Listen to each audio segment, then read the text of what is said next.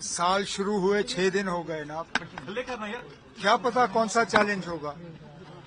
पिछले साल किसी को उम्मीद थी कि पहलगाम जैसा हमला होगा या ऑप सिंदूर जैसे हालात होंगे या फिर जो बरसात अगस्त सितंबर में जिसका अभी भी हम खमियाजा भुगत रहे हैं।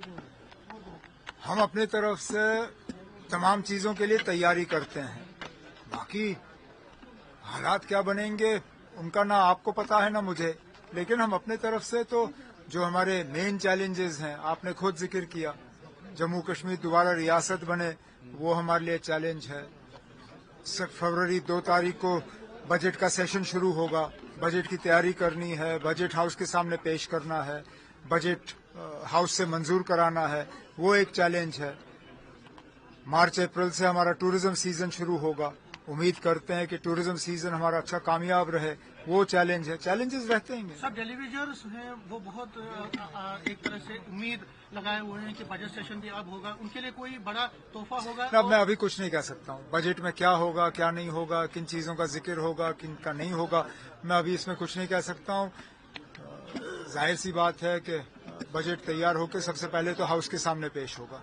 सर, एक बीजेपी के एक बड़े नेता हैं श्यामलाल शर्मा, वो कहते हैं कि जम्मू को अलग से स्टेट बनाएंगे। अब लद्दाख को अलग यूटी बना के लद्दाख का बेड़ा गर्क तो उन्होंने कर ही लिया। अब अगर जम्मू को अलग करके जम्मू का बेड़ा गर्क करना तो करें, लद्दाख उनसे संभला नहीं, जम्मू को क्यों बिगाड़ रहे हैं वो। कहीं ना कहीं तो उनकी सियासत फेल हो गई है कि अब उनको जम्मू का स्टेटहुड जो है याद आया। जब बना रहे थे यही लोग बना रहे थे ना, बीजेपी वाले जब बना रहे थे 2019 में, तो तब क्यों नहीं बनाया। लद्दाख इनसे संभला नहीं, अब जम्मू को ये अलग करना चाहते हैं। किस बुनियाद पे? मजहब के बुनियाद पे। अब बाकी चीजें आप करिए, जम्मू कश्मीर को तबाह क्यों कर रहे हैं। एक तरफ से तो वो कहते हैं ना आपके जम्मू कश्मीर को जो है हम लोग जो है लोगों का ख्याल नहीं रखते, लेकिन तबाही करने में ये लोग लगे हुए हैं। रिजर्वेशन इशू पे आपका अभी तक नहीं हुआ सर। रिजर्वेशन इशू पे तो आप मुझसे क्यों पूछ रहे हैं ना। आप यहाँ से 2 किलोमीटर दूर लोक भवन है, जाइए वहाँ पूछ लीजिए। हमने अपना काम कर लिया। कैबिनेट सब कमेटी ने अपनी रिपोर्ट बनाई, रिपोर्ट को कैबिनेट ने मंजूरी दी। कैबिनेट का फैसला जो है वो लोक भवन भेज दिया गया है। अब एलजी साहब तक है वो उसको मंजूरी दे ना दें। एमबीबीएस सीट पे दोबारा से आज भी संघर्ष समिति वाले प्रोटेस्ट कर रहे हैं। किस बात पे प्रोटेस्ट? किस बात पे? उन बच्चों ने मेहनत करके सीट हासिल की, किसी का एहसान नहीं था उन पे, ना मेरा ना यूनिवर्सिटी का। उन्होंने इम्तिहान में जो है पास होके सीट हासिल की। अब अगर आप नहीं चाहते हो उनको वहां देना, उनको कहीं और एडजस्ट करिए, वो किसी के एहसान पे नहीं आए।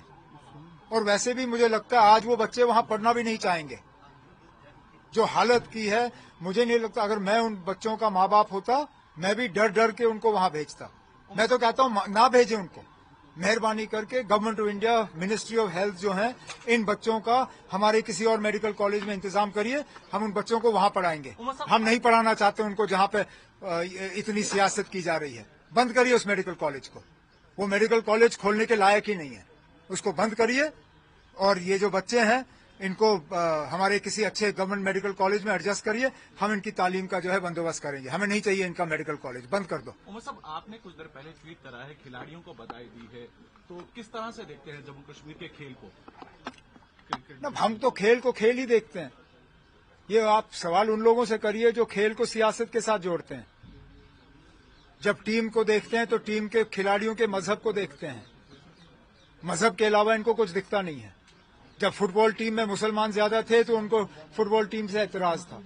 जब क्रिकेट टीम में मुसलमानों की तादाद कम हो गई तो उनको क्रिकेट टीम से कोई एतराज नहीं।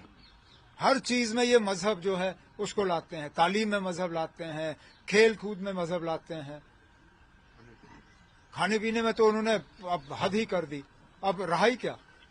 अब इसीलिए अब उनका कोई इश्यू चला नहीं, अब जम्मू को अलग करने में लगे हुए हैं। एक साल की आईपीएल से लेकर भी कंट्रोवर्सी हुई है जिसमें बांग्लादेशी खिलाड़ी को जो है बाहर भेजा गया है वापिस। बेचारे ना, उस खिलाड़ी का क्या कसूर। मैं मानता हूं, चलिए पाकिस्तान के साथ हमारे ताल्लुकात जो है बहुत ही खराब हैं। बांग्लादेश के लोगों ने हमारा क्या बिगाड़ा। बांग्लादेश के लोगों के साथ तो तब भी हमारे ताल्लुकात ठीक ही थे, अभी भी हैं। बांग्लादेश ने कोई आतंकवाद हमारे मुल्क में नहीं फैलाया, कोई हमारी तबाही या बर्बादी नहीं की, हमारे करीबी ताल्लुकात थे। अब उस एक खिलाड़ी को जो है उसको निकाल दिया, उससे उससे वर्ल्ड कप पे असर पड़ रहा है। अब बांग्लादेश वाले कहते हैं वो हिंदुस्तान आके खेलेंगे ही नहीं, कहते हैं उनके मैच जो है कहीं और फिक्स किए जाए, जो T20 वर्ल्ड कप होने जा रहा है। देखिए, हिंदू मारे जा रहे हैं, हाँ? हिंदू मारे जा रहे हैं। तो इस खिलाड़ी का कसूर है।